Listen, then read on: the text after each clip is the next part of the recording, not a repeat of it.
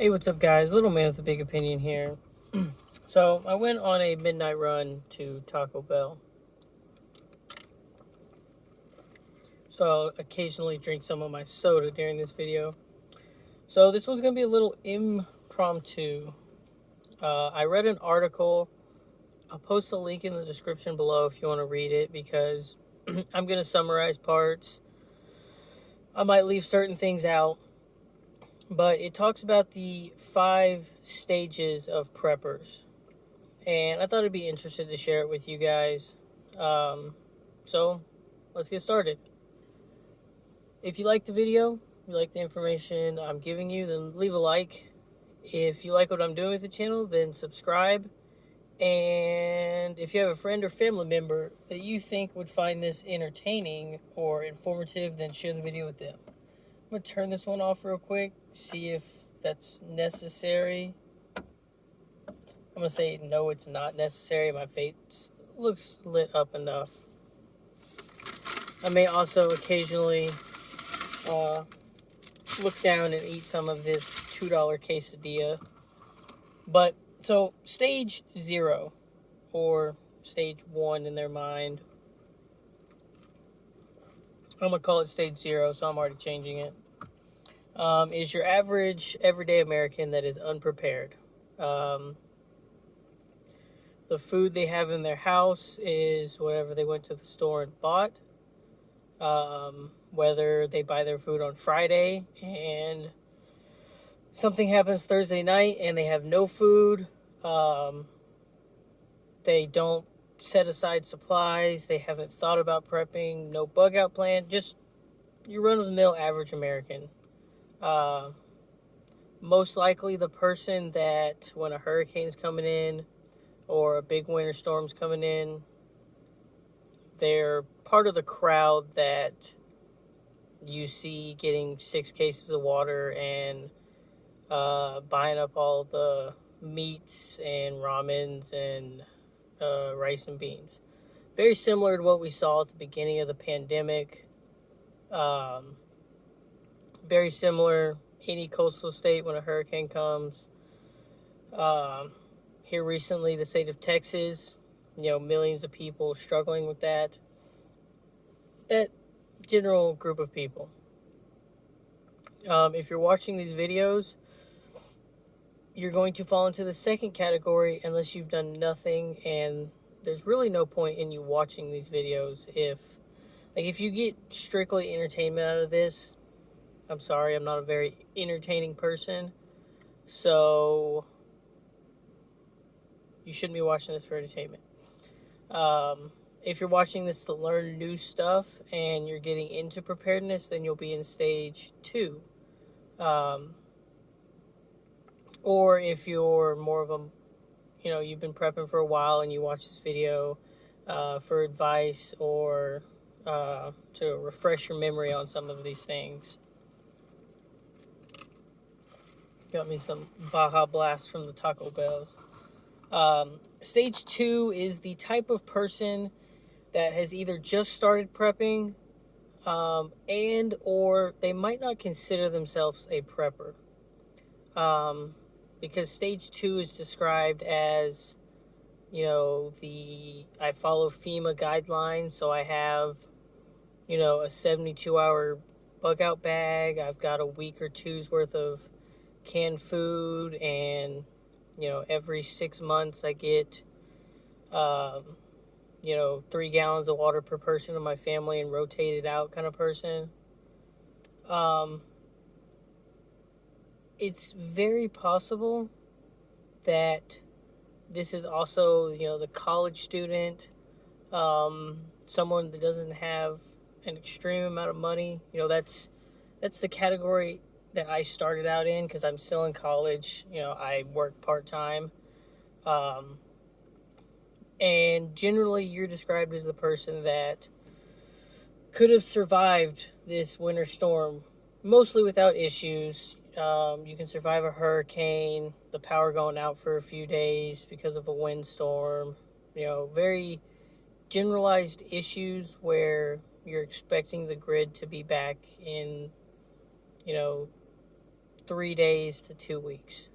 And that's where a lot of people sit at, not only because, the stigma of being, that crazy prepper person is there, but you could be the person that says, I don't need any more than 2 weeks worth of stuff because FEMA says things will be back to normal after 2 weeks. So that's stage 2.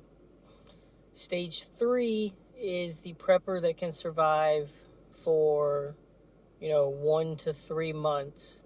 They're the person that has started putting away a more substantial amount of food. I've talked about having a prepper pantry, 3 months worth of food that is rotated continuously. So you build up to the 3-month point. You put the oldest stuff up front. When you use that, you replace it. So you still sort of do grocery shopping weekly, but it's not, you're buying that stuff and it's gone by the end. It's technically gone by the end of the week, but if anything were to happen in a, grid down SHTF situation, you're starting out with 3 months. And the oldest stuff will get eaten first. Even though most non-perishables last anywhere from 6 months to a few years, that's just the general consensus, is a 3-month working pantry. They're also the prepper that has started to put away water purification, different cooking fuel sources. So you've got some sort of stove with wood, you've stored up propane or some of those little, I forget the mixtures. It's like a butane propane mix. Maybe a solar oven. And you're generally the prepper that is ready for, they described it as like a massive civil unrest. You're not quite, getting to that self-sufficient area of life, but you're starting to put away some serious goods. The next stage of prepper, they say, can last up for a year. You're the person that has put away anywhere from 6 to 3 years worth of food. This is the person that's a lot of urban people, a lot of people that haven't made that leap to the next stage, which I'll talk about in a second. So you'll probably have some sort of rain catchment system. It might not be, you're probably using it right now to water your lawn, give your pets water. Maybe you take a shower outside, once or twice a week. You have developed ways to, get energy. So you're putting away some solar, maybe a little wind turbine. Could be a gas generator, but it didn't mention that. But you're getting to the point in, your prepper community where, the food, you've got the cushion of food, and you're not really, you're not worried. I hit a year's worth of food, and I plateaued really hard on the putting away food, and I started buying other items. I'm going to pick up on food again here shortly. And then the last group, the one that I believe there was one other thing that they mentioned between group 3 and 4. And that is 3 is you've developed a bug out plan. You may not own the location, so you're going to a friend or family member's, or you're planning on going to a really big natural park or forest or something like that.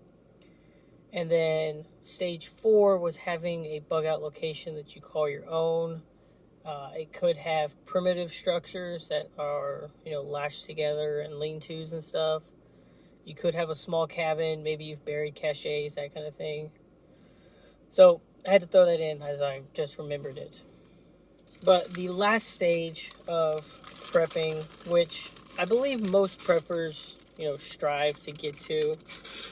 I know that's my, big overarching plan.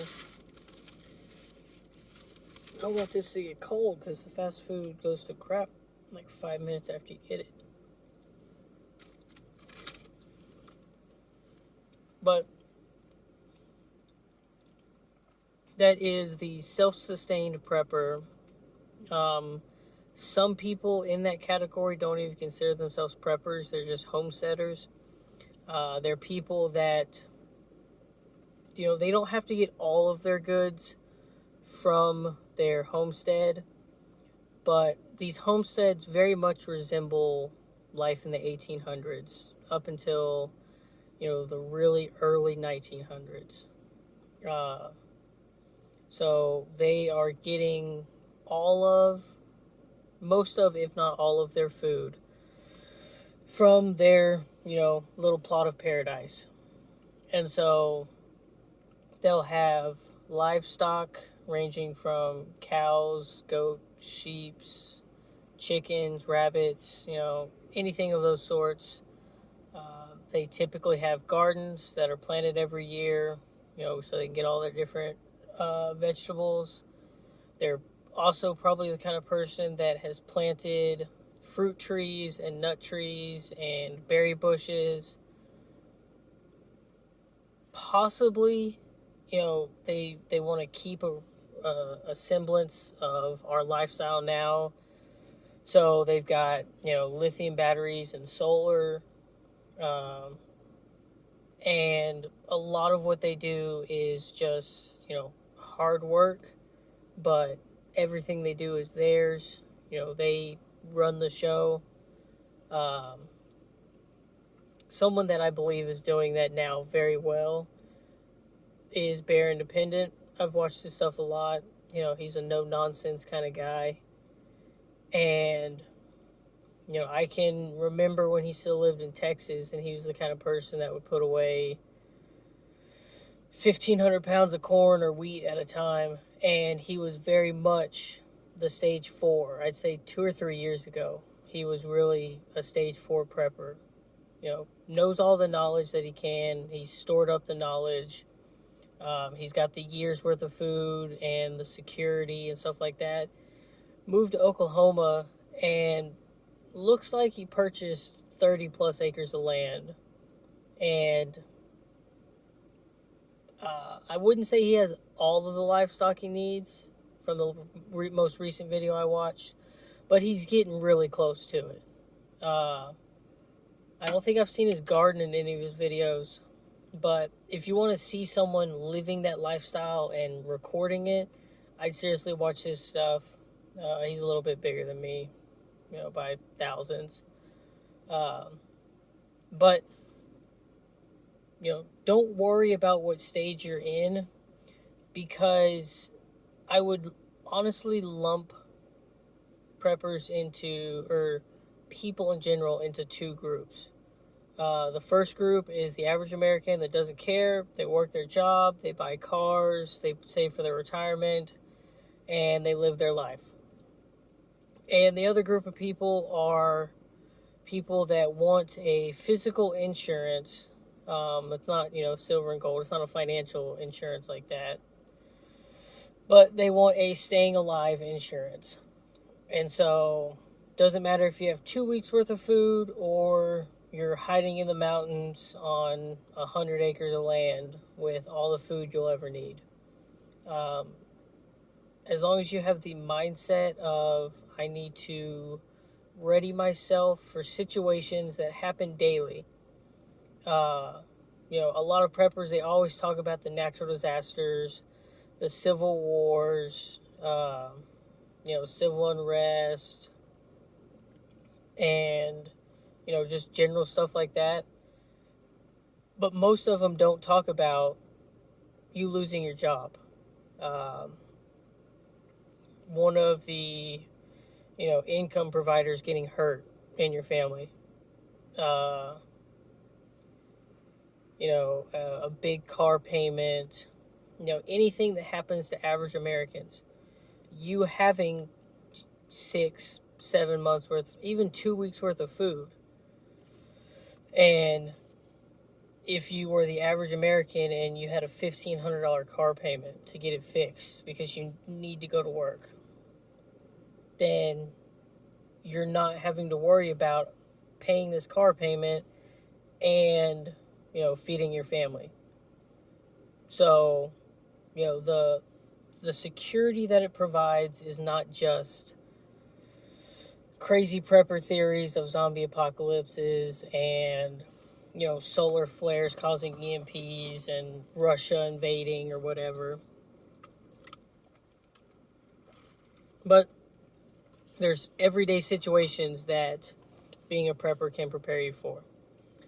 So those are the 5 stages. Like I said, in the comments down below, I will link that article because they split up items that in these categories that you'll have. So if you're someone that wants to physically be able to check off, okay, he mentioned having a month to 3 months worth of food for this group, but this group also has, mini solar water filters, and at least 10% of their food is freeze dried, and they've got a gun with this much ammo. Then you can print out that list for yourself. It's a good list to have if you're someone that is very goal oriented, and accomplishing these small tasks helps you realize what level you need to be at, or what you need to purchase to advance to the next level. And I don't have anything else for you guys, so catch you in the next one. Peace.